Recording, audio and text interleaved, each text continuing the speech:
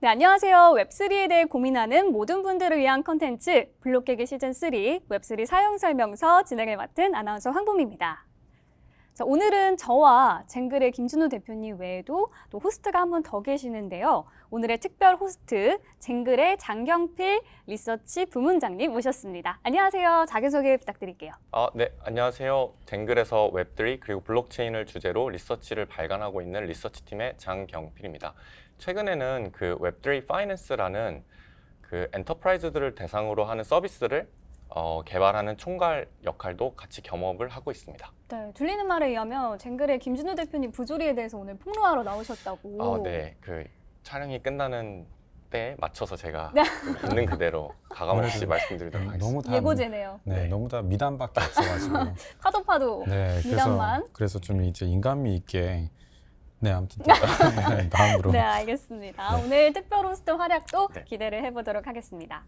자, 그리고 오늘의 게스트 역시 특별합니다. 세계 4대 회계법인 중 하나죠. KPMG의 한국 법인 두 분 모셨습니다. 안녕하세요. 두 분 각자 자기소개 부탁드릴게요.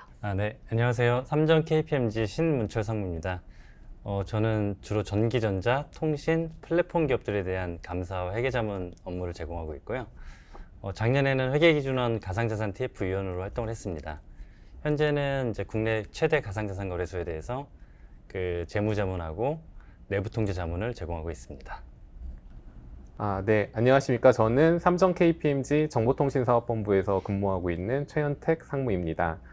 저는 현재 삼성 KPMG 내에 가상자산 관련 TF 내에서 활동을 하고 있고, 한국회계학회 가상자산위원회 TF 멤버로서 가상자산 사업을 하시면서 다양한 도움이 필요한 회사들에게 회계 자문, 내부 통제 자문, 그리고 감사 서비스를 현재 제공하고 있습니다. 저희가 보통 이렇게 한 분, 두 분 정도 모시고 하다가 이렇게 세 분씩이나 네, 더 역대 모시고 인원이에요, 하니까 지금. 네, 네. 정말 가득 찬 느낌이 있는 것 같습니다. 네, 벌써부터 풍성합니다. 자, 그러면 우선 본론에 들어가기에 앞서서 회사 소개부터 간략하게 해주시면 좋을 것 같아요. 저 먼저 할까요? 네. 앞서 사회자님께서 말씀하셨는데 KPMG는 이제 세계 4대 회계법인, 소위 빅4라고 하는 회계법인이고요. 삼정 KPMG는 그 KPMG 한국 멤버펌이라고 보시면 됩니다. 저희는 국내에서 삼성전자, 하이닉스, 신한금융, 자산 50위 기업에 대해서 가장 많은 감사 서비스를 제공하고 있고, 또 이제 미국에 상장된 SEC 회사들도 저희가 대부분 감사를 수행하고 있습니다. 네. 일단 좋은 회계법인이라는 말씀을 드렸고요. 아마 최현택 상무님께서 추가로 좀 자랑을 해주실 것 같습니다. 네. 저희 법인 같은 경우에는 이제 변화와 혁신을 주도하는 기업이라고 보통 저희는 소개를 합니다. 그 가상자산 관련돼서도 과거에 많은 회계법인들이 이제 어려움, 그 익숙하지 않은 어려움으로 인해서 관련된 서비스를 제공을 마다를 했었는데, 저희 법인 같은 경우에는 업계에서도 되게 선두적으로 이런 서비스 제공을 위해서 노력을 했었고, 그런 노력이 힘입어서 현재 가상자산과 관련된 회계 자문에 있어서는 업계를 리딩하고 있다, 이렇게 소개를 드리고 싶습니다. 네, 이 회계법인계 F4라고 보면 될까요? 네, 그렇게 보시면 될 것 같습니다. 네, 근데 알겠습니다. 말씀 주셨던 것처럼 사실 보통 그 혁신이라는 영역과 보통 회계감사를 보면 이제 쉽게 연결이 되지 않을 수도 있는데, 저도 이제 업계에 있으면서 보면서 느꼈었던 거는 지금은 그래도 많이 호의적으로 바뀐 거지만 사실 몇 년 전만 하더라도 가상자산을 하고 있어도 하고 있다고 말할 수 없는 이제 그런 세상들이 있었는데, 그때부터도 제가 기억하기로는 이제 KPMG에서는 아직 룰이 분명하지 않은 때부터도 그래도 최대한 적극적으로 그런 부분들을 해석을 하고 이제 감사를 해내시기 위해서 노력을 했었던 걸로 기억을 해가지고, 사실 업계 내에서도 그런 필요성에는 이제 늘 이제 목말라 있었는데 좀 많은 도움이 됐었던 걸로 기억하고 있습니다. 네. 자, 그런데 이 기업이 의무적으로 적용해야 하는 회계 기준이라는 게 있잖아요. 이 국제 회계 기준인 IFRS 내에 가상자산을 발행하거나 보유 중인 기업에 대한 이 대략적인 기준이 있을 것 같아요. 이 가상자산 관련 기준 좀 알려주세요. 네, 사실 미국 같은 경우는 지금 미국의 FASB라는 회계 기준을 만드는 기구가 있는데요. 가상자산에 대해서 회계 처리를 별도로 제정을 하겠다라고 발표를 하고 현재 프로젝트 진행 중입니다. 네.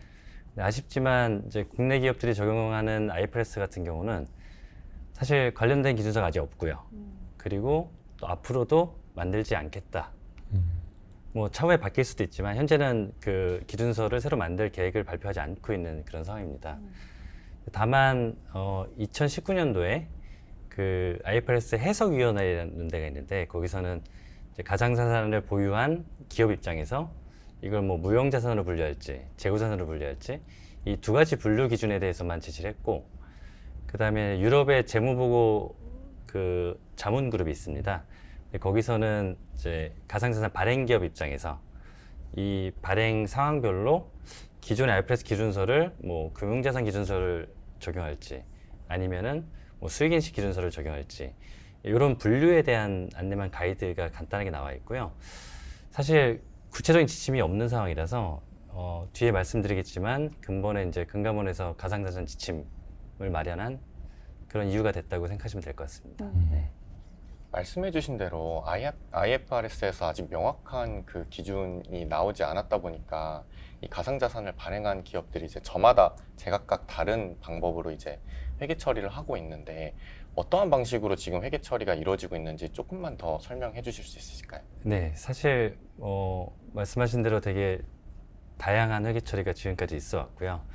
근데 이게 이유가 기본적으로는 이제 IFRS 입장에서는 가상자산에 대해서도 기존에 있는 회계 기준들을 적용해라.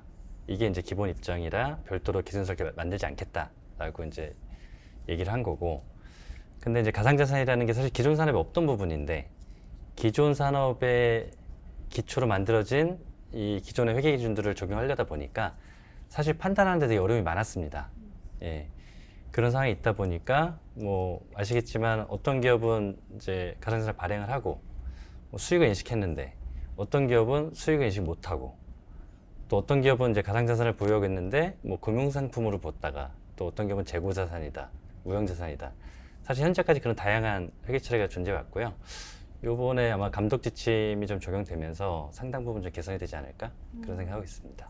그 방금 말씀해주신 이제 감독 지침이 금감원에서 이제 얼마 전에 발표를 했었는데 어떤 내용들이 담겨 있고 어떤 배경의 그 지침이 나왔는지도 한번 네. 설명해 주시면 좋을 것 같습니다. 이게 이제 사실 학계나 기업 쪽에서는 한 몇 년 전부터 이제 관련된 규제나 회계 방안을 좀 마련해달라라는 요구가 계속 있어 왔습니다. 근데 사실 21년도까지는 이제 감독 당국에서 어떤 구체적인 그런 움직임은 없었던 것 같고요. 22년 4월부터 회계기준원에서 사실 처음 논의가 시작됐습니다. 지금 이제 업계에서 이렇게 발행되고 있는 가상자산들에 대해서 어떤 회계 처리 이슈가 있고 그거를 어떻게 현재 기준서를 적용할지에 대한 논의가 있었고 이제 작년 22년 하반기부터는 금감원 위주로 이제 약간 각 이해관계자들을 모아서 그러니까 약간 그런 지침들이나 이런 걸 좀 마련을 해왔던 것 같아요. 그러다가 올해 6월 말에 이제 가상자산 이용자 보호법이죠. 이제 그게 제정이 되면서 7월에 바로 기존에 준비해왔던 이제 가상자산 지침을 좀 공개했던 이런 상황인 것 같습니다. 그리고 지금 현재 업계에서 다 의견을 듣고 있거든요. 뭐 회계도 마찬가지고 또 현업의 기업들로부터 의견을 듣고 있어서 아마 올해 10월, 11월 경이면은 이제 지침에 대한 최종안이 발표될 것으로 생각하고 있습니다. 네, 금감원의 가상자산 관련 감독 지침 주요 골자로는 어떤 내용들이 있을까요? 네, 금감원의 감독 지침 내용에는 크게 이제 회계 처리를 어떻게 해야 되는지에 대한 가이드라인, 그리고 회계 처리를 한 회사들이 재무제표에 어떻게 표시 공시를 해야 되는지에 대한 공시 가이드라인이 포함이 되어 있다고 보시면 될 것 같습니다. 이 가이드라인은 세 가지 유형으로 이제 설명을 하고 있는데, 첫 번째는 가상자산을 또 이제 발행한 회사들에 대한 가이드, 두 번째가 가상자산을 투자를 한 회사들에 대한 가이드, 그리고 마지막이 가상자산 사업자, 예를 들어서 거래소 입장에서 회계 처리나 공시를 어떻게 해야 되는지 가이드를 설명을 하고 있습니다. 우선 근데 발행자 입장에서 이제 많이들 궁금해 하실 텐데, 발행자 입장에서의 회계 처리 가이드에서 가장 핵심적인 골자는 첫 번째가 가상자산을 발행한 회사들 같은 경우에는 초기 발행할 때 다양한 비용들이 발생할 수밖에 없는데 이 비용들을 어떻게 회계 처리해야 되는지에 대한 설명을 하고 있다고 보시면 될 것 같고요. 두 번째는 가상자산을 발행을 하고 나서 이 발행한 코인을 이용해서 다양한 사업 목적으로 사용을 하실 텐데 사용하실 때 사용하시고 나서 이 사용하신 코인들을 어떻게 회계 처리해야 되는지를 설명을 하고 있습니다. 그리고 마지막으로는 가상자산을 발행을 하고 나서 리저브로 많은 코인들을 들고 계실 텐데 회사가 또 이제 그거를 유상이든 우상이든 외부에 이제 매각을 할 수 있잖아요. 매각을 했을 때 이 회계 처리를 어떻게 해야 되냐라는 거를 가이드를 하고 있다고 보시면 될 것 같습니다. 그리고 공시와 관련돼서도 이제 이 회계 처리를 앞에서 많이 가이드를 해줬으니까 이 회사들이 공시를 어떻게 해야 되느냐를 설명을 하고 있는데 가상자산 발행을 한 회사들 같은 경우에는 이 발행의 목적이 무엇이냐 그리고 우리가 발행한 이 가상자산을 어디다 사용을 할 것이냐라는 거를 재무제표 표시 공시 쪽에 좀 포함하도록 요구를 하고 있습니다. 그리고 발행한 수량 같은 경우에는 주기적으로 우리가 어디에 사용을 했고 현재 보유한 잔고 수량이 얼마나 되고 이 수량의 시장 가치가 얼마나 되는지에 대해서 공시를 하도록 좀 요구하고 있다고 보시면 될 것 같습니다. 아까 이제 세 가지 기준으로 유형으로 말씀을 이제 지침이 나와 있다고 말씀하셨는데 두 번째가 이제 보유 기업에 대한 회계 처리 지침이고요. 보유 기업은 상대적으로 발행자보다는 뭐 상대적이지만 훨씬 단순합니다. 그래서 아까 말씀드렸던 그 IFRS 해석에서 이제 재고 자산이냐 무형 자산이냐 이 두 가지 분류를 제시했었다고 했는데 이번 감독 지침을 보면은 이제 증권형 토큰에 대한 얘기가 나옵니다. 그래서 증권형 토큰의 경우는 금융상품으로 회계 처리하도록 그런 가이드가 제시가 됐고, 그 다음에 이제 보유자니까 이걸 유상으로 취득할 수도 있고 또 무상으로 받을 수도 있고 제가 뭐 용역을 제공하고 받을 수도 있고 그 여러 가지 유형별로 이제 취득하는 방법이 있는데 각각의 방법에 따라서 어떻게 취득 원가를 산정할지 재무제표가 어떻게 그 가액이 올라올지에 대한 가이드라인이 있고요. 그렇게 보유자가 가상자산을 자산으로 인식하고 나면 그 다음에 후속 또 회계 처리가 필요한데 거기서는 또 다시 각각의 기존의 기준서가 있으니까 뭐 금융상품이면 금융상품에 따라서 재고자산이면 재고자산에 따라서 무형자산이면 무형자산에 따라서 그대로 이제 적용해라 여기까지만 이제 제시가 되어 있고요. 마지막에 이제 가상자산 거래소에 대한 회계 처리인데 가상자산 거래소 관점에서는 이제 가장 중요한 이슈가 그 거래소가 직접 가지고 있는 내 재산 코인 말고 이제 고객으로부터 위탁한 가상자산을 이제 거래소의 장부에 올릴 것이냐 말 것이냐 이제 이게 지금 이슈가 있습니다. 근데 이제 IFRS 기준을 적용하지 않는 미국이나 일본 같은 경우는 아예 이제 명시적으로 거래소의 자산 부채로 고객의 위탁 자산을 다 올려라. 그래서 사실은 이제 뭐 거래소 같은 경우는 자체 보유 코인이 뭐 500억이다 하더라도 뭐 고객 위탁은 뭐 1조가 있을 수 있거든요. 근데 그게 다 이제 장부에 올라오게 되는 이제 그런 케이스가 생겼고, 다만 IFRS 기준서에서는 이러한 이제 기준서가 명확히 없으니까 이제 어떤 기준을 제시했습니다, 지침에서. 그래서 이제 어떤 경제적 통제를 판단할 수 있는 기준을 여러 가지 제시를 하고 이제 그거를 종합적으로 고려해서 가상자산 거래소가 장부를 인식할지 말지 판단하도록 하고 있습니다. 참고로 이제 국내 거래소들은 다 고유 위탁 자산으로 인식 안 하고 있거든요. 근데 이 지침을 적용됐을 때 약간 좀 이슈가 될 수도 있는 그런 상황입니다. 네. 그렇다면 이 가상자산 관련 감독 지침을 기점으로 앞으로 회계 처리의 불확실성이 좀 감소할 것으로 보시나요? 네, 회계 처리의 불확실성이 감소할 것을 기대하고 있죠. 근데 아까 이제 신문철 상무가 이야기한 것처럼 그 가상자산과 관련된 이 감독 지침은 가상자산 사업과 관련된 그 새로운 기준도 아니고 새로운 기준과 관련된 해석이 적용된 게 아닙니다. 이전에 존재하던 기준을 어떻게 적용을 해야 될지 감독당국 입장에서 가이드를 주는 거다 보니까 이걸 적용함에 있어서 기업들이 다소 좀 어려움이 있을 수는 있을 것 같습니다. 지침이 아무래도 좀 불명확하기 때문에 아무래도 실제 적용까지는 어려울 수 있다는 말씀을 주셨는데요. 그러면 현재 이 감독 지침에서 좀 개선이 필요해 보이는 부분, 어떤 부분이 있을지 의견이 궁금해요. 예로 이제 가상자산을 발행한 회사 입장에서는 가장 궁금한 게 가상자산을 발행을 하고 토큰을 외부에 판매를 했을 때 그에 상응하는 대가를 이제 회수를 했을 텐데 그럼 이 회수한 금전을 언제 수익으로 인식할 수 있는지 여부가 제일 궁금할 거예요. 근데 현재 감독 지침 안의 내용을 살펴보면은 가상자산을 판매를 하고 그 수익을 언제 인식해야 되는지에 대해 설명을 할 때 판매 시점 이전 단계의 가상자산을 발행하는 시점에 발행자가 그 투자자들에게 부담해야 되는 의무가 무엇인지를 우선 선제적으로 식별을 해야 되고 이제 투자자들에 대해서 식별된 의무가 이행이 될 때 수익을 인식하라라고 이제 가이드를 하고 있습니다. 이렇게 설명을 드려도 좀 어렵죠. 네. 수행 의무라는 이야기도 있고 의무가 이행되는 것도 관찰을 해야 되고 하는데 그러다 보니까 회사 입장에서는 다소 원칙적인 내용이 들어가 있다 보니까 그거를 판단하고 이제 적용을 함에 있어서 다소 애로사항은 좀 있을 것 같고요. 다만 그래도 감독 지침안에 되게 친절하게도 좀 사례도 들고 있기는 한데 예를 들어서 수행 의무가 이행이 되는 관점을 봤을 때는 관련된 플랫폼이 이제 구현이 됐다 또는 그 플랫폼이 활성화돼서 생태계가 좀 잘 돌아간다 이런 표현들을 좀 쓰고 있어요.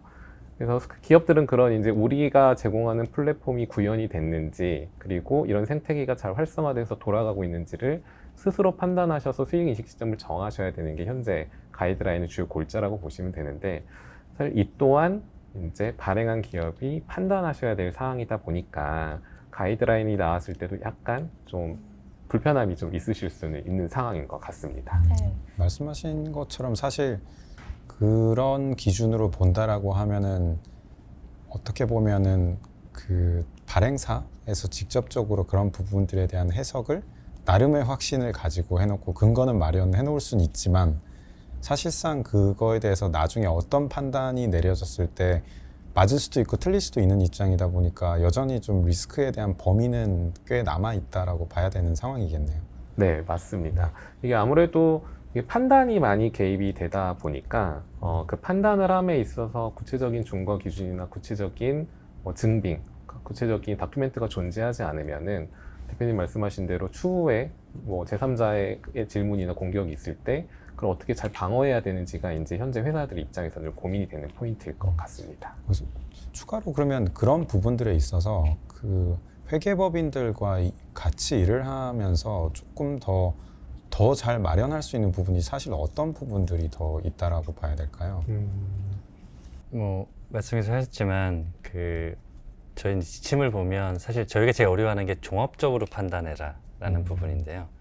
뭐 계약 관계, 아니면 백서상의 내용, 그 사업의 실질 이거를 종합적으로 판단해서 결국 회계처를 결정해야 되는데 이제 기업은 이제 비즈니스를 하시니까 그 사업 구조나 이런 거에 대해 잘 아세요. 근데 회계 쪽을 잘 모르시고 또 회계는 상대적으로 회사 비즈니스를 잘 이해 못하고 그러다 보니까 실제로 이제 물론 이제 저희 같은 사람을 얘기하는 건 아니지만 그 회사의 비즈니스와 가상자산에 대한 이해도가 높은 이런 회계 전문가가 같이 판단을 그러니까 이 비즈니스가 이 기준서에 이렇게 적용이 된다 이런 거를 좀 잘 할 수 있는 회계 전문가들을 활용하시는 게 도움이 되지 않을까 생각됩니다.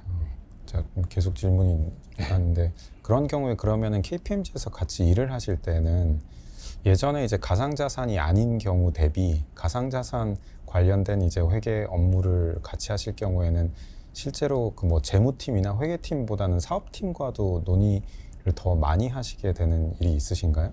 네, 맞습니다. 이게 말씀 주셨던 것처럼 가상자산 사업에 대해서 이제 수행 의무를 식별하고 회사가 주장하는 바가 무엇인지를 파악하기 위해서는 그 이제 백오피스단에서 재무나 뭐 결산단에서 보기보다도 앞단은 사업 부문 그리고 관련된 IT 기술자분들 만나 뵙고 현재 사업이 어떤 방향으로 진행되고 회사가 궁극적으로 목표하는 바가 무엇인지 파악하기 위해서 저희가 좀 많이 노력을 하는 편이고요.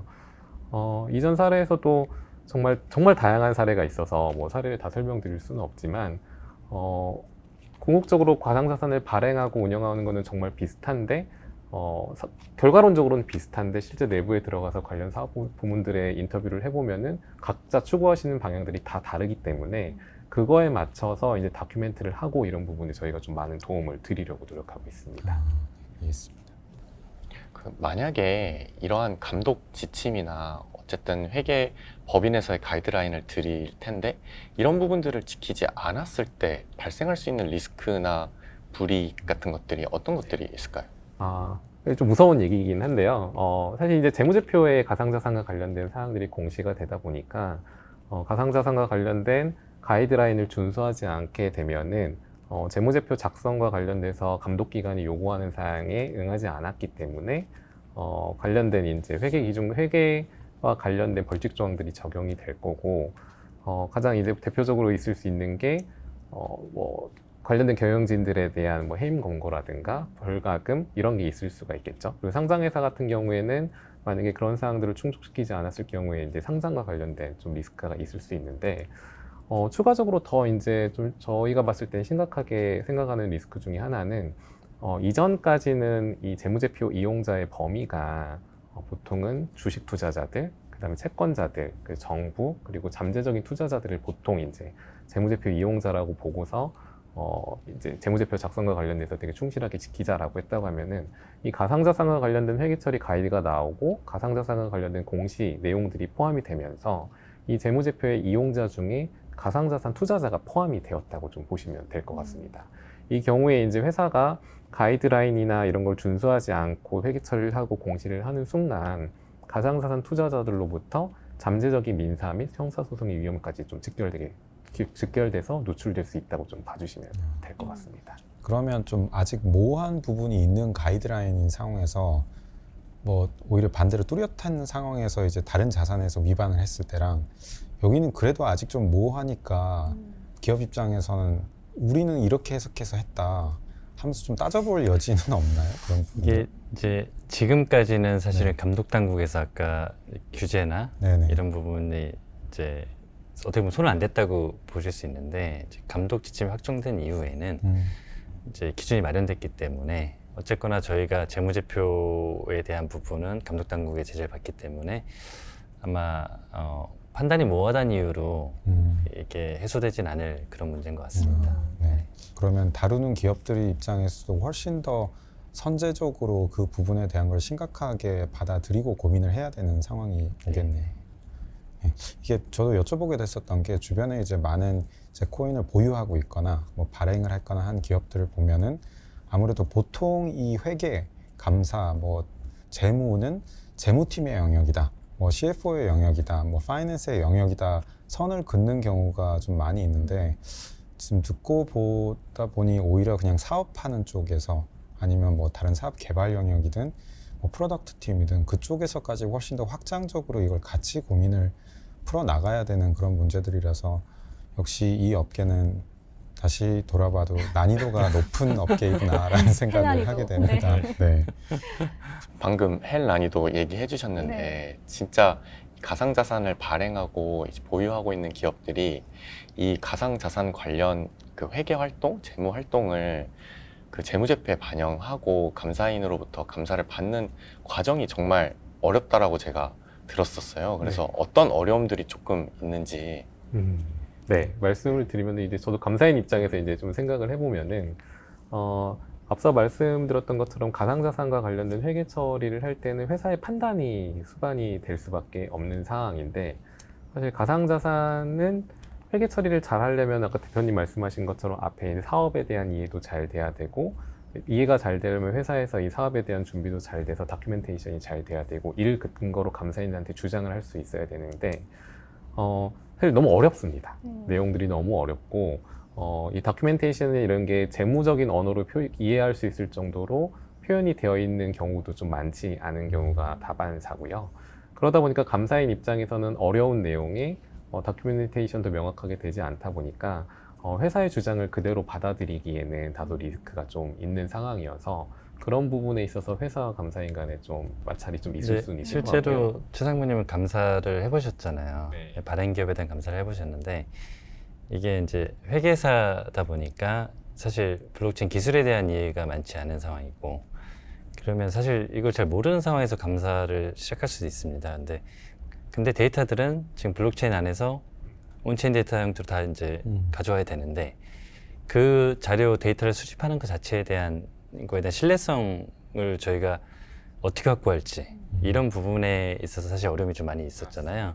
그래서 뭐 회계법인도 요즘에는 자체 툴을 좀 개발해서 데이터를 검증하는 부분도 있긴 한데 오히려 쟁글 쪽에서는 이미 수년 전부터 사실 데이터 쪽에 대한 신뢰성 확보를 위해서 많이 노력을 하셨던 것 같아서 아마 많은 도움이 되지 않을까 생각은 들기는 하거든요. 아주 훈훈한 분위기네요. 네. 네. 아까 이렇게 좋은 말씀해 주셔서 주고받고. 네. 네. 굉장히 뭐 객관적인 방송인 걸 다시 한번 좀 아, 말씀드리면서 네.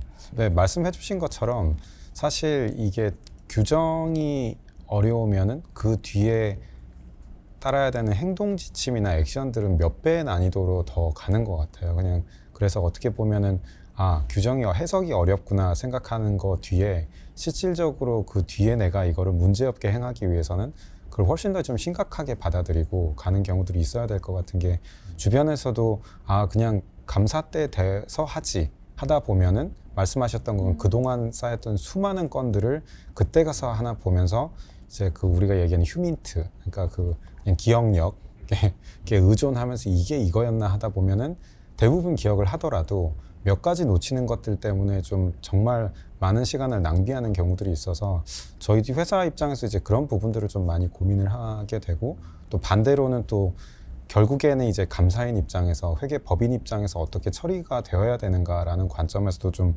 기존의 데이터에 대한 해석이나 추출 이런 걸 어떻게 해야 될지 좀 계속 고민을 가져가고 있는 상황이긴 합니다. 네. 아까 사실 그 말씀드리려다가 못 드린 사항이 있는데, 저 이제 감독 지침에 아까 발행자 입장, 보유자 입장, 거래소 입장에 대한 이제 각각의 지침이 나와 있습니다. 근데 거기 보시면 이제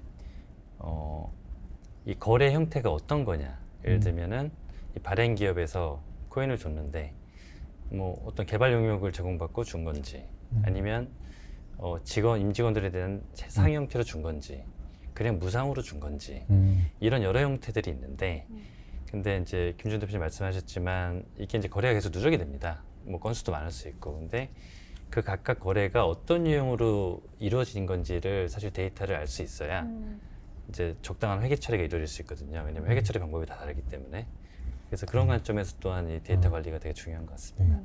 진짜 저희 회사 입장에서 예전에 이제 공시나 이제 평가를 하면서도 좀 들었던 게, 이제 평상시에 내가 얼마나 그걸 준비를 해놓을 때는 큰 노력을 들이지 않을 수 있지만, 정말 나중에 가서 한 번에 하려고 하면은 이제 뭐 방학 숙제 정말 몰아서 하고, 어릴 때 막 곤충 수집한다고 해서 집에 있는 모든 곤충과 해충을 박멸하고 막 이러던 때가 있었는데. 경험담이신가요? 네, 그렇죠. 네. 했었던 것처럼 정말 다시 느끼지만은 평상시에 이제 그걸 미리 이해를 하고 준비를 하는 부분들에 기울이면 실제로 회계 감사를 받는 입장에서도 하시는 입장에서도 훨씬 더 수월하게 갈 수 있지 않을까라는 생각이 듭니다. 네. 그 KPMG에서도 이제 기업들의 회계 처리를, 가상자산을 발행하거나 보유한 기업들의 회계 처리를 돕기 위한 가이드라인을 이제 제공하고 있는 걸로 알고 있는데, 관련 내용 좀만 설명해 주시면. 네. 사실 저희는 이제 감독 지침이 나오기 이전부터 가상자산을 발행을 하고 투자하고 운용하는 회사들에 대해서 회계 처리를 함에 있어서 좀 도움을 드리기 위해서 많은 노력을 했었는데요. 그러다 보니까 저희가 그 타 법인에 비해서 좀 많은 경험을 토대로 다양한 데이터, 다양한 사례를 좀 축적을 하고 있고, 이러한 경험을 바탕으로 현재 새롭게 사업을 추진하고 계시는 회사들이나, 아니면 기존에 사업을 하셨는데 회계 처리를 어떻게 할지에 대해서 고민을 하고 계시는 회사들에 대해서 저희 경험을 토대로 좀 구체적인 가이드를 드리려고 현재 노력을 하고 있습니다. 네. 근데 문득 궁금한 게, 이 감독 지침이 공표되기 이전에 회계 처리를 한 회사 같은 경우에는 어떻게 해야 할까요? 사실 이제 감독 지침이 나오고 나서 모두가 그 사항들을 좀 궁금해 하셨었어요. 이게 감독 지침이 공표가 되는 시점이 아까 심은철 상무가 이야기한 것처럼 올해 이제 10월, 11월 정도가 될 거고, 그 감독 지침과 더불어서 이제 관련된 회계 기준서 일부가 개정이 됩니다. 그 네. 기준서 개정은 내년 1월부터 이제 적용이 되는 건데, 그럼 이전에 각자의 판단에 맞춰서 회계 처리했던 회사들은 어떻게 해야 되는지가 감신사였고, 이걸 이제 과거 회계 처리 기준이 없었다 보니까 단순히 오류다, 판단을 잘못한 거니 새롭게 맞춰서 해라라고 하면 이제 모든 회사들이 당혹스러울 거잖아요. 그럴 것 같아요. 네, 근데 지금 그 감독 당국에서는 과거에 했던 회계 처리나 이런 거는 전혀 상관하지 않고, 그 이번 기준서 개정이나 감독 지침이 나오고 관련 기준서 개정에 맞추어서 그 정당한 회계 정책의 변경이라고 저희는 보통 이야기를 하는데, 새로운 제도나 새로운 정책이 도입이 됐으니까 이제부터 회계 처리 잘 하자라는 취지로 이제 설명을 하고 계십니다. 단, 그 하나 조심해야 될 거는 회계 정책 변경이라 하더라도 저희가 재무제표 공시에서 요구하는 거는 과거 3개년치에 대한 거래 이력에 대해서는 현재 회계 기준에 맞추어서 다시 이제 재무제표를 표시하도록 요구를 하고 있어서, 과거를 소급해서 바꿔야 되는 저희 회사 입장에서는 또 이제 만약에 내년부터 적용한다고 하시더라도 올해나 전년도 그 가상자산 거래 관련된 재무 정보 기록은 다시 한번 재점검해 보셔야 돼요. 이런 부분도 꼭 유의를 해야겠네요. 네. 방금 단 듣기 전까지 되게 기뻐하셨던 분들 많았던 것 같은데, 사실 단을 들음으로써 한국말은 끝까지 들어가야 네, 되니까요. 맞습니다. 네. 그러면 실질적으로 오히려 정말 기억이 나지 않는 옛날 자료나 이런 부분들에 대한 것까지 다시 한번 살펴보기 위해서는 사실 잘 몰랐던 회사들 입장에서도 좀 만만치 않은 숙제가 남겨지게 된 상황이겠네요. 네, 맞습니다. 네, 그리고 젠글도 이 기업가 감사인을 돕기 위해서 회계 ERP 솔루션을 준비 중이라고 들었는데요. 구체적으로 어떤 기능들이 들어있는지 한번 들어볼 수 있을까요? 네. 좀 전에 최현택 상무님께서 이제 가상자산을 발행한 기업들의 그 재무제표를 감사하고 그 업무를 하는 데 있어서 조금 어려움이 있다라는 말씀을 해주셨는데, 그 부분에서 이제 그 재무제표를 작성하는데 백업이 되는 자료들이 조금 부족한 부분들이 있다라고 얘기를 해주셨어요. 그 부분이 이제 사실은 기업의 회계팀이나 재무팀에서도 이 백업 자료를 부족하게 하고 싶어서 그러는 게 아니라, 사실 이 블록체인 위에서 발생하는 그 재무 활동들, 회계 활동들을 재무 처리하고 회계 처리하는 그 과정이 조금 어려움이 상당히 있습니다. 뭐 예를 들어서 일단 보유하고 있는 가상 자산의 그 가격 데이터를 가져와서 이거를 재무 상태표의 자산으로 기입을 하는 것도, 기존에는 이제 전통 ERP 시스템 같은 경우에는 은행 계좌를 연동해 가지고 쉽게 가져와서 이거를 증빙을 할 수 있는데, 가상자산의 경우에는 그러한 시스템이 아직까지는 없어 가지고 그 부분을 재무팀, 회계팀 분들이 이제 수작업으로 일일이 작업을 해 가지고 제출을 하고 있는 부분들이 있습니다. 그래서 저희 그 웹3 파이낸스라고 이제 올해 이제 새롭게 준비를 해서 연말에 이제 출시를 예정하고 있는데, 이 서비스에서는 기업들이 보유하고 있는 가상자산이 재무상태표의 자산 혹은 부채로 인식될 수 있도록 그 잔고를 보여주는 그 서비스를 제시하려고 하고 있고, 또 손익계산서 상에 이제 표시되는 매출이나 비용, 이거는 이제 블록체인 상에서 이제 트랜잭션이라고 하는 거래 내역에 찍히는 그 활동들인데, 이런 거래 내역들을 회계 목적으로 손쉽게 처리할 수 있는 솔루션을 지금 준비를 하고 있습니다. 네. 웹3 파이낸스 서비스를 구축을 하려면 이 방대한 블록체인 데이터 처리가 필요로 했을 텐데, 이 부분은 어떻게 했을지도 궁금합니다. 사실 이 부분은 저희 회사의 그 핵심 역량이어가지고 네. 조금은 기밀인데 어떻게 했는지 살짝만 대표님, 말씀드려도 되나요? 괜찮을까요? 네. 큰 결단을 지금 해주셨어요. 네, 네, 그럼 살짝만. 네.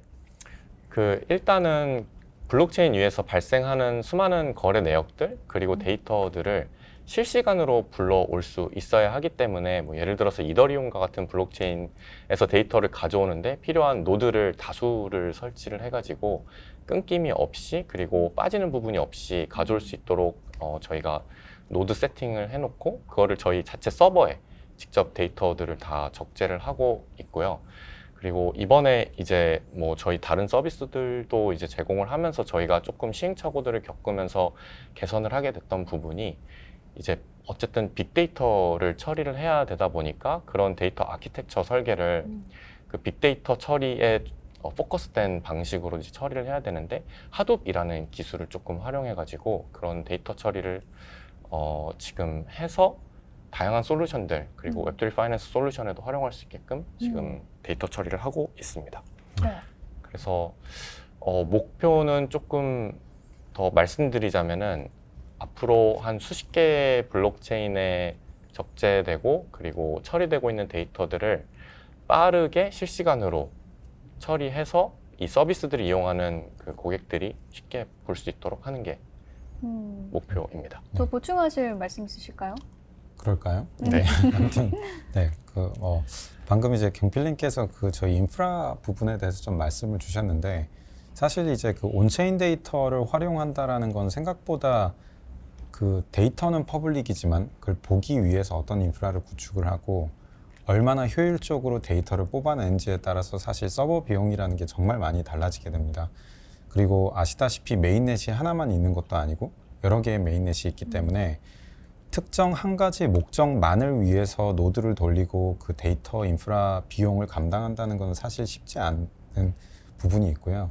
저희 회사에서는 사실 예전부터 이제 온체인 데이터 인프라를 구축을 하고 뭐 트레이딩 분석 차원에서 아니면 펀더멘털 지표 관점에서 여러 각도로 지금 온체인 데이터를 계속 보고 활용을 해서 분석을 하고 있어서, 어떻게 보면은 기존에 저희가 잘 하고 있었던 온체인 데이터 인프라 및 분석 작업을 이 회계 용도에 맞게 조금 더 리다이렉트를 하고 사용할 수 있는 서비스로 더 고도화해 나가고 있는 과정으로 봐주시면 좋을 것 같습니다. 네. 그래서 저희도 사실 이 부분들을 저희랑 같이 이제 평가를 하던 회사에서 혹은 저희랑 이제 관계를 가지고 이제 가든 사업을 만들어 가던 회사, 이 회사라고 하면 꼭 웹3 회사뿐만 아니라 이제 웹1, 웹2에서 시작하는 뭐 대기업들도 마찬가지로 이런 부분들을 시작하면서 이런 고충들을 점점 표현을 해왔었던 것 같아요. 그래서 저희도 이제 예전에는 온체인 애널리틱스라는 거를 통해 가지고 이제 분석된 걸 이제 시각화하는 작업들도 했었고, 그 이후로 이제 작년부터는 유통량 모니터링이라는 걸 이제 라이브워치 형태로 이제 고도화를 하고 했는데, 지금 저희가 고민하고 있는 사실 이런 데이터를 뽑아내고 활용할 수 있게 해준다. 이 궁극적 목적은 결국에는 이게 어떻게 활용이 되고 해석이 되는 그 수용적 입장에서 조금 더 봐야 되는 것 같아서, 오히려 저희는 이제 반대로 훨씬 더 이제 업계 전문가인 관점에서 이러한 부분의 이런 솔루션이라던가 아니면 이제 기업들 입장에서 이런 부분들을 효율화해서 사용하는 것들에 대한 어떤 생각이나 좀 의견들을 좀 오히려 좀 더 들어보고 싶습니다. 네, 저희 생각을 말씀을 드려야 되죠. 네. 사실 젠글에서 이제 ERP 솔루션 이렇게 해주면은 저희는 되게 사실 이제 블록체인이라는 게 아까도 말씀드렸던 것처럼 익명성 탈중앙화라는 가치하에서 만들어진 시스템들이다 보니까 어떻게 보면은 감독 당국, 규제 당국 입장에서는 이게 누구 건지도 모르고 거래가 어떻게 되는지 모르는데 관련된 데이터들은 되게 둥둥둥 떠다니고 있다라고 설명을 하면은 감독 당국 입장에서는 약간 좀 난처할 수가 있는 거잖아요. 그러다 보니까 감독 당국 입장을 감독 당국 입장을 저희가 대변할 필요는 없지만 감독 당국도 설명을 하고 이제 그런 대응하기 위한 회사의 입장에서는 이 블록체인상의 데이터를 어느 정도 관리도 해야 되고 모니터링을 해야 되는 것도 사실인 것 같고요. 근데 그 이전에는 아까 이제 말씀 주셨던 것처럼 이전에는 블록체인에서 일어나는 다양한 거래들을 실시간으로 보기도 어렵고 주기적으로 다운받아서 엑셀로 관리하고 하다 보니까 이게 정말 투명한 데이터가 맞는지에 대한 의구심도 있었던 것은 정말 사실인 것 같고요. 근데 이런 ERP가 도입이 돼서 이제 회사가 발행한 가상자산 계좌가 무엇이고 회사가 실제 소유한 계좌가 무엇이고 이걸 어떻게 관리하는지 ERP에서 다 관리가 되고, 그 가상자산 그 회사가 보유한 계좌 내에서 이루어지는 거래 내역들이 다 추적이 되고 이런 거래 기록들이 다 ERP를 통해서 나오게 된다고 하면은 관리 차원, 그 블록체인 특성이랑 조금 다르긴 하지만 관리 차원에서는 정말 효율적이고 효과적인 프로그램이 될 수 있지 않을까 이렇게 생각이 좀 듭니다. 또 거기서 추가로 해서 제가 이제 조금 이해를 하고 있는 것도 결국에는 이 감사를 받으려고 하는 이제 피감사인 입장과 이제 감사인 입장에서 좀 보는 각도나 필요한 데이터 아니면 해석의 방식 이런 것들이 좀 다를 것 같은데, 이런 그 툴도 결국에는 이제 가장 효용성이 있어야 된다는 측면에서 그 피감사인이 되는 회사와 그 감사인의 입장에서는 각각 어떤 포인트들을 좀 고려하는 게 좋을까요? 네, 최현택 상무가 말씀을 드리긴 했는데 일단 관리적인 차원에서 도움이 되는 거 있고요. 근데 이제 감사 영역으로 간다라고 하면 일단 감사라는 건 제3의 3자가 이제 외부에서 이거 검증하는 그런 입장이기 때문에 회사 자체도 내부 통제적으로 회사가 이용하는 어떤 솔루션이 됐든 어떤 서비스가 됐든 그거에 대한 신뢰성, 데이터의 신뢰성을 확보해야 되는 문제가 있고요. 그다음 감사 입장에서 당연히 감사인 입장에서도 회사가 제시하는 데이터가 예를 들면 자체적으로 장부에 기표해서 나온 게 아니고 하나 더 들어가니까 예를 들면 외부의 어떤 솔루션이나 이런 데이터 툴을 활용해서 취합이 된 데이터다라고 하면 그 데이터가 완전한지 신뢰성 있는지 검토를 하기에 저희 감사 절차는 그렇게 돼 있습니다. 그래서 일반적으로 이제 ERP를 사용하는 경우에도 회사가 ERP를 자체적으로 전산팀에서 운영을 하고 다 관리하는 경우는 이 내부의 문제니까 내부 통제를 보게 돼 있고요. 근데 클라우드 서비스처럼 이제 외부에서 이거의 어떤 데이터 관리가 됐든 어떤 프로그램 변경이 됐든 이런 거를 이제 회사 내부가 아닌 외부에 의존하게 된다고 하면 감사인 입장에서는 저희는 쌍 리포트라고 부르는데 그 외부 서비스를 제공하는 그 회사의 내부 통제를 확인을 하고 그게 적정한지 여부에 대한 검토 보고서를 받게 됩니다. 그래서 만약에 어떤 젠글 쪽에서도 이런 솔루션을 젠글이 관리하는 방식으로 뭔가 제공한다고 하면 아마 젠글 자체에서는 보통 회계법인들이 하긴 하는데 젠글 자체 내부 통제에 대한 신뢰를 확보를 하시고 그걸 기초로 이제 리포트를 받으셔서 아마 고객사한테 배포해 주시는 음. 아마 감사인들은 그걸 요청할 가능성이 높습니다. 네, 있습니다. 네, 그리고 회계 처리 이외에도 이 쟁글의 유통량을 관리하는 서비스에 대해서도 궁금합니다. 이에 대해서 설명 좀 부탁드릴게요. 네, 그 사실 생각을 해보면 그 주식이나 이제 다른 이제 일반 주식 회사들은 다 재무제표라는 게 있고 또 큰 체계가 있는 거 내에서 유통량이라는 게 이제 하나의 부분으로 들어오는 것 같은데 사실 재무제표라는 게 셋되지 않은 상태에서 이 시장에서 가장 이슈가 됐었던 게 어떻게 보면 유통량이었었던 것 같습니다. 예전에는 발행에 대한 권한을 이제 중앙에서 통제를 하고 나서 이렇게 추가 발행이 되고 할 수 있는 절차들이 있었는데 이제 블록체인에 나오면서 그냥 추가 발행을 그냥 플랫폼 위에서 메인넷 위에서 그냥 하면 되다 보니까 유통량의 조작이 굉장히 빈번하게 발생을 했고 그리고 유통량을 또 중간에 뭐 변경하는 것들 그리고 심지어 나아가서는 그 자체가 없다 하더라도 유통량에 대한 어떤 터미널러지나 그 개념들부터 다 다르게 해석이 되다 보니까 혼선이 굉장히 많고 실제로 사기가 아니더라도 오해로 인한 상황들도 많았었고 아니면 실제로 유통량 조작들로 인한 그 선의의 피해자들도 굉장히 많이 그리고 악의의 피해자들도 굉장히 많이 나왔었다 보니까 저희 회사 입장에서는 그 부분들에 대한 역할이 어떻게 보면은 이제 앞으로 시간이 지나가면은 더 명확한 규제와 체계 내에서 통제가 되어가고 관리가 될 수 있을 거라고 생각을 했는데 우리 좀 더 서부 개척 시대처럼 이렇게 룰이 없을 때 그 오히려 더 난장판 같은 상황이었을 때 저희는 그래 그 좁게라도 명확하게 그 기능을 제강을 해보자라는 생각을 좀 더 그 보안관 역할을 생각을 했었던 것 같아요. 그래서 그때 그 실제로 유통량에 대한 기준을 저희가 설립을 해보고 같은 기준 내에서 투자자와 이제 발행사가 볼 수 있는 구조를 맞춰보고 해당 기준에 의해서 지금까지 일어났었던 활동들을 전체를 정리를 하고 그 내용 기준으로 이제 특정 시점 이후에는 그 발행사에서 한 계획 부분과 실제로 그 온체인에서 잡히는 그 유통량에 대한 거를 비교를 해서 볼 수 있게 해서 어떻게 보면은 그 꾸준히 관리 감독을 하는 기능도 있겠지만은 반대로 신뢰라는 게 그렇게 관리 감독으로도 인해서 생기지만은 내가 아까 그 신문철 그 상무님께서도 말씀 주셨지만 내가 저기의 관리 체계를 어떻게 믿을 건가에 대한 부분도 신뢰의 큰 영역인 것처럼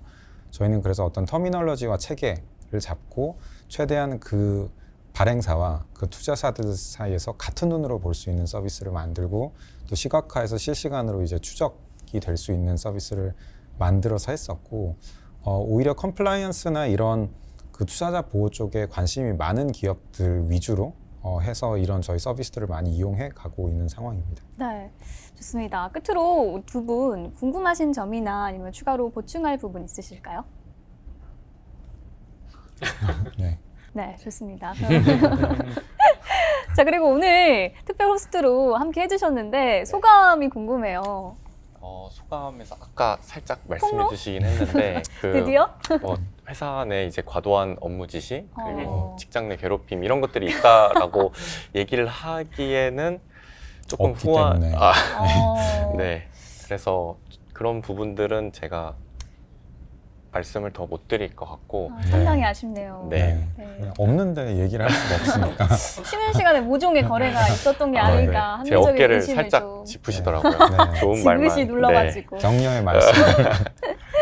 네. 훈훈하게 이제 마무리를 하게 된 것 같고 그 블록체인 그 업계가 어쨌든 투명함을 기치로 내세워서 지금까지 달려온 부분들이 있는데 이제 회계 처리나 이제 재무 관점에서는 조금 불투명한 오히려 왜냐면 어떤 거래가 어떤 의미로 이제 이루어졌는지 이런 것들에 대해서는 오히려 불투명한 부분들이 있었는데 이번에 그 금융 당국에서도 이제 가이드라인이 나왔고 그리고 그런 부분들에 있어서 조금 명확한 그 통제 프로세스나 아니면 가이드를 이제 제공해주고 계시는 이제 KPMG 같은 기업들이 있어가지고 저희가 이제 준비하고 있는 솔루션 같은 경우에도 그런 부분에 있어서 어느 정도 그 일조를 할 수 있고 회계팀, 기업팀 그리고 감사인들 어려움을 조금 해결해 줄 수 있는 서비스가 될 것 같아가지고 조금 그런 마음으로 네, 일을 하고 있습니다.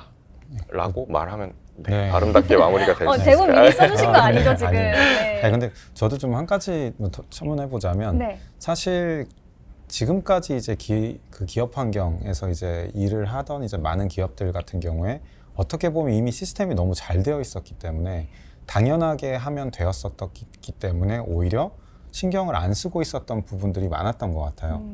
그러다 보니까 오히려 지금 웹3 산업에 들어와서 여기는 뭐가 이렇게 복잡해?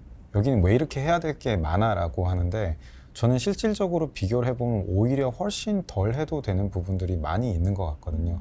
그러다 보니까 오히려 그 신뢰라는 부분에 있어서 그게 그냥 얻어지는 게 아니라 기존에도 정말 많은 노력들이 보이지 않게 돌아가면서 신뢰가 쌓이고 할 수 있었던 부분들만큼 웹3에서도 그 비슷한 수준의 신뢰를 만들기 위해서는 기존만큼은 아니더라도 충분히 그 신뢰를 얻고 내부 통제를 강화를 하고 이제 문제가 일어나지 않기 위해 이제 예방을 할 수 있는 차원들에 대한 노력에 대해서는 충분한 좀 그 중요도를 가지고 생각을 해주셨으면 더 좋겠다라는 생각을 하게 됐습니다. 네, 좋습니다.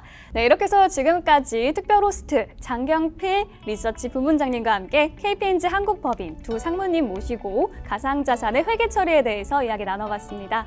블록깨기 시즌3 웹3 사용 설명서 구독과 좋아요, 댓글, 질문으로 참여해 주시면 웹3에 대해서 더욱 상세한 정보 얻어가실 수 있으니까요. 많은 관심과 참여 부탁드리겠습니다. 그럼 다음 시간에 뵙겠습니다. 감사합니다. 고맙습니다. 수고하셨습니다. 수고하셨습니다.